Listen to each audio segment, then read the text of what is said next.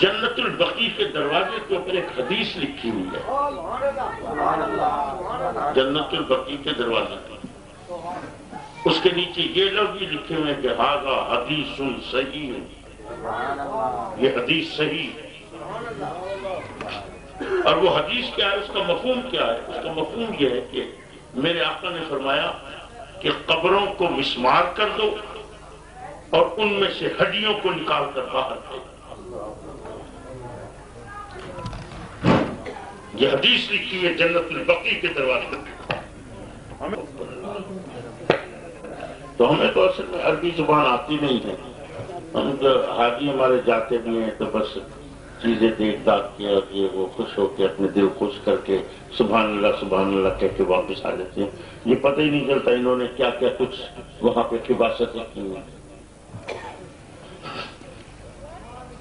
قبروں کو مسمار کر دو، ان کی ہڈیوں کو نکال کر باہر پھینک۔ اسی حدیث کی بنیاد پر جنت البقیع کو مسمار کیا گیا، اسی حدیث کی بنیاد پر جنت المأویٰ کو مسمار کیا گیا۔ عظیم صحابہ کرام کی قبریں مٹا دی گئی۔ وہ لڑکی کہ جس کے لیے جبرائیل علیہ السلام پیغام لے کر آئے تھے کہ یا رسول اللہ آپ کا رب فرماتا ہے آپ کی بیٹی کو اللہ جنت کی عورتوں کا سردار بنا۔ آج وہ جنت کی سردارنی کی قبر ڈھونڈو کہ نہیں ملے گی۔ آج امیر المومنین سیدنا عثمان غنی کی قبر تلاش کرو نہیں ملے گی۔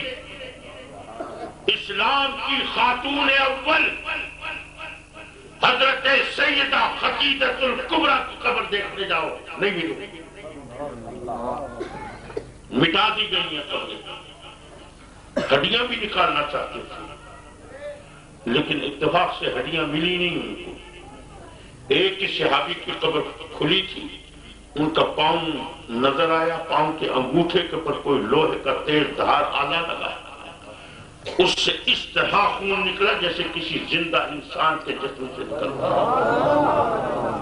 وہی قبر کو بند کر دیا، ہڈیاں نہ نکال سکے لیکن قبروں کو مسمار کر دیا کہ یہ حضور کی صحیح حدیث ہے۔ کیا آپ کا دل تسلیم کرتا ہے؟ تدفین ہو رہی ہے ایک صحابی کی، بخاری شریف کی حدیث ہے۔ اللہ حضور تدفین میں شامل ہے کہ ایک صحابی نے اپنے کسی بھائی کی قبر سے ٹیک لگا کے بیٹھ گئے۔ حضور نے جو دیکھا کہ یہ میرے دوسرے غلام کی قبر سے ٹیک لگا کے بیٹھے، حضور نے وہی فرمایا سیدھے ہو کے بیٹھ، اپنے بھائی کو تکلیف دے۔ میرے آقا کی عمر مبارک 6 یا 7 سال کی، حضور اپنی والدہ ماجدہ کے ساتھ حضرت سیدہ آمنہ کے ساتھ جا رہے تھے۔ حضرت سیدہ آمنہ اپنے پیکے جا رہے ہیں والدین سے ملنے کی، والدین کے گھر۔ حضور کی عمر 6 یا 7 سال کی ہے، حضور کو ساتھ لیا، ساتھ ایک اور خاتون بھی تھی، وہ حضور کی رضائی والدہ حضرت سیدہ ام ایمن، وہ بھی ساتھ ہیں، سیدہ آمنہ ہے، میرے آقا ہے۔ حضور کی عمر کتنی ہے؟ 6 یا 7 سال۔ یہ 3 آدمیوں کا قافلہ جا رہا ہے، مقام ابوا پہ پہنچے، سیدہ آمنہ کے سینے میں شدید درد اٹھا، اتنا شدید کہ محسوس ہوا کہ شاید زندگی ساتھ چھوڑ دیں۔ جب یہ محسوس ہوا حضور قریب بیٹھے ہیں، بیٹا ساتھ بیٹھا ہے، فوراً بیٹے کو قریب کیا، فرمایا بیٹا شاید اب زندگی ساتھ نہیں دے گی۔ حضور نے جو اپنی ماں کی کیفیت دیکھی، بات سنی، میرے آقا سے برداشت نہیں ہوا، حضور رو پڑے، وہی ماں کو بھیج لیا باغوں کے لیے، عرض کی ماں آپ کے سوا میرا دنیا میں کون ہے؟ آپ چلے جاؤ گے میں کہاں جاؤں گا؟ حضور ماں کو اپنی باہوں میں لے کے بھیجے ہوئے رو رہے ہیں، کہ سیدہ آمنہ کی روح مبارک قبر سے انسری سے پرواز کرے. نہ معلوم کس طریقے سے سیدہ آمنہ کی قبر کھودی آقا نے، کس طریقے سے اپنے ماں کو لحد میں اتارا ہوگا، کس طریقے سے قبر کو بند کیا ہوگا. اور قبر بند کرنے کے بعد بھی حضور کی کیفیت یہ ہے کہ ماں کی قبر کے اوپر گرے ہوئے ہیں، بھی پکڑا ہوا ہے ماں کی قبر کو، رو رہے ہیں اور فرما رہے ہیں حضرت سیدہ ام ایمن سے کہ اب میں اپنی ماں کو چھوڑ کے کبھی نہیں جاؤں گا، میں بھی یہی ساری زندگی گزاروں گا. حضرت سیدہ ام ایمن نے بڑی منت سماجت کر کے پتہ نہیں کس طریقے سے حضور کو ماں کی قبر سے علیحدہ کیا اور پھر علیحدہ کر کے ان کو پھر لے کے چلی ہیں. اس واقعے کے 56 یا 57 سال کے بعد حضور مدینے سے تشریف لا رہے ہیں، حج کے لیے جا رہے ہیں مکے. آج میرے آقا کے ساتھ 80,000 غلاموں کا لشکر چل رہا ہے. اور راستہ کون سا اختیار کیا حضور نے؟ وہی ابوا کا راستہ. جب مقام ابوا پہ پہنچے 80,000 لوگوں کی خیمہ بستی آباد، حضور خیموں کا شہر تعمیر کرا کے میرے آقا پہنچے اپنی ماں کی قبر پہ، جا کے کھڑے ہوئے ہیں کہ فرط غم سے اتنے نڈھال ہوئے کہ گر پڑے ماں کی قبر کے اوپر، آنسو بہ رہے ہیں، عرض کر رہے ہیں ماں یہ نہ سمجھنا کہ میں تجھے بھول گیا تھا، نہیں نہیں، ماں قدم قدم پہ میرے ساتھ تھی، لیکن اللہ کی طرف سے حکم ایسا تھا کہ موقع ہی نہ مل سکا تیرے قدموں کو چومنے کے لیے. ماں میری زندگی کا بھی آخری سال ہے، اب ملاقات ہوگی، کہیں گیلا نہ دے دینا کہ بیٹے ساری زندگی آیا ہی نہیں ماں کے قدموں کو چومنے کے لیے. ماں بیٹا حاضر ہے آپ کے قدموں کو چومنے کے لیے. حضور ماں کی قبر سے لپٹ کے رو رہے ہیں. آج صرف ام ایمن یہ منظر نہیں دیکھ رہی، آج میرے نبی کے 80,000 غلام یہ منظر دیکھ رہے ہیں کہ ان کا نبی کس طرح اپنی ماں کی قبر سے لپٹ کے رو رہا ہے.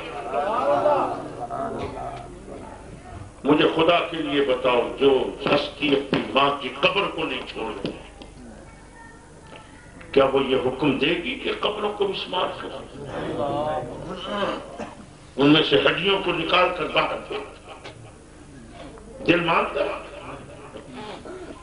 اللہ اکبر. میں نے وہاں تو کیونکہ مدینے میں پڑھی، پھر وہاں پہ سوچا کہ دیکھیں کسی کتاب میں انہوں نے جو حوالہ دیا ہے، پھر میں نے دیکھا ہی نہیں اس وہاں پہ، اس لیے کہ وہاں پہ اب سعودی عرب، اس لیے ہم اب جب کتابیں وغیرہ ہمیں عربی کی کوئی بھی منگوانی پڑتی ہے تو ہم سعودی عرب سے نہیں منگواتے. اس کی وجہ یہ ہے کہ بہت ساری احادیث انہوں نے کانٹ چھانٹ کر دی، بڑی عجیب کیفیت کر دی. اب ہمیں جب بھی ضرورت پڑتی ہے کتابوں کی تو ہم یا تو مصر سے منگاتے ہیں یا ترکی سے منگواتے ہیں. تو میں نے کہا یہاں دیکھنے کا فائدہ نہیں ہے، اس لیے کہ پتہ نہیں کیا کانٹ چھانٹ کی ہوگی، تو جب پاکستان جائیں گے تو پھر وہاں دیکھ لیں گے. الحمدللہ میں جب پاکستان آیا تو میں نے خود بھی تحقیق کی، کچھ علماء کو بھی میں نے ٹیلی فون کیا، میں نے کہا بھائی یہ ذرا حدیث دیکھو.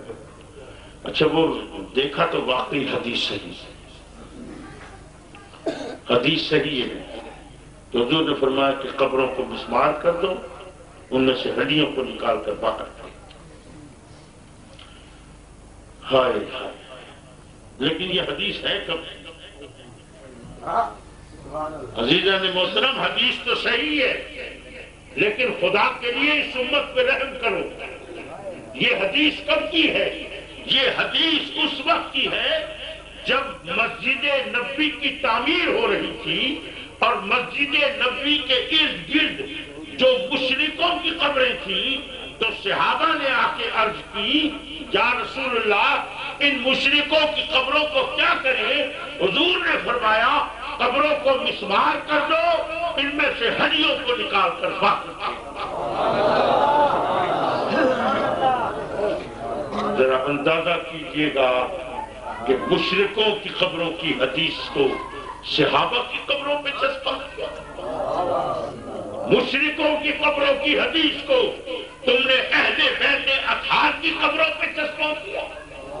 کیا تم اسی دھندے پہ لگے کھڑے ہو؟ آمنا اور صدقنا، میں تسلیم کرتا ہوں کہ تم اسی دھندے پہ لگے کھڑے ہو، کیونکہ ہم عرصے دراز سے دیکھ رہے ہیں کہ تم بتوں کی آیتوں کو نبیوں پہ چسپاں کرتے ہو، بتوں کی آیتوں کو اللہ کے ولیوں پہ چسپاں کرتے ہو۔ ہماری لوگوں کو تو نہ احادیث پڑھی، نہ عربی آتی ہے، نہ کچھ، آ جاتے ہیں یہ دکھانے کے لیے، دیکھو جناب یہ حدیث ہے یہ، اور لوگ حیران، ہاں یہ حدیث ہے یہ ہے۔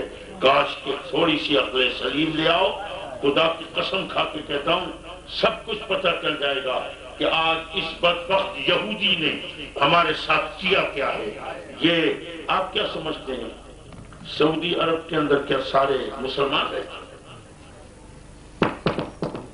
جب حضور نے ان یہودیوں کو مدینے سے باہر نکالا تھا تو کتنے بڑے بڑے قبیلے تھے یہودیوں کے، بنو قریظہ، بنو نذیر، بنو ربیہ، یہ اتنے بڑے بڑے قبیلے یہ کہاں آباد ہوئے تھے؟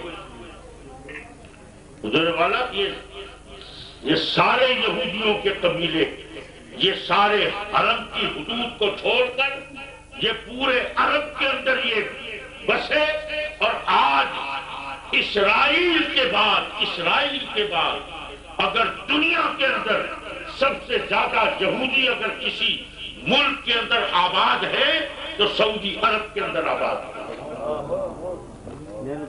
پوری دنیا کے یہودی مل کے پیسے جمع کرتے ہیں، سعودی عرب بھجواتے ہیں، اور وہاں سے مکے اور مدینے کے نام پہ ایڈ چلتی ہے، اور ان کا قول پورا ہوتا ہے، جاؤ اپنے نبی کو کہنا نہ تجھے چھوڑیں گے نہ تیرے خدا کو چھوڑیں گے۔ ذرا سوچئے، ہر ایک نے مرنا ہے، ہاں ہر ایک نے مرنا ہے، اور مرنے کے بعد وہ پوچھا گیا نا، پھر کہو گے اللہ صحیح سا کو تو پتہ کوئی نہ ہے، جے کھلے لکشے نے یہ پتہ چلے گا تجھے عقل کس لیے دی تھی، تو نے عقل و خرد سے کام کیوں نہیں لیا؟ اللہ اکبر، اللہ اکبر۔ عزیزان محترم، یہ ابھی نعرہ خلافت کیوں لگایا جا رہا ہے؟ یہ آواز کیوں اٹھائی گئی؟ کیا صحابہ سے بہت پیار ہے؟ کیا تمہیں یہ خلافت سے بہت پیار ہے؟ اگر اتنا ہی پیار ہے خلافت سے تو مجھے دکھاؤ کہ کہاں گئی سیدنا عثمان غنی کی قبر۔ اگر اتنے ہی تم محبت کرنے والے ہو تو مجھے دکھاؤ عثمان غنی کی قبر کہاں گئی۔ یہ تمہیں حدیث یہ ملی؟ کیا میرے نبی نے اپنی دور میں، حضور کے دور میں قبریں مٹائی گئی؟ کیا ابو بکر کے دور میں قبریں مٹائی گئی؟ کیا عمر کے دور میں قبریں مٹائی گئی؟ کیا عثمان کے دور میں قبریں مٹائی گئی؟ یہ تو جب تم نے یہ سعودی حکومت قائم کی ہے اس وقت تم نے یہ قبروں کو مٹایا ہے، ورنہ اس سے پہلے تو ساری قبریں موجود تھیں۔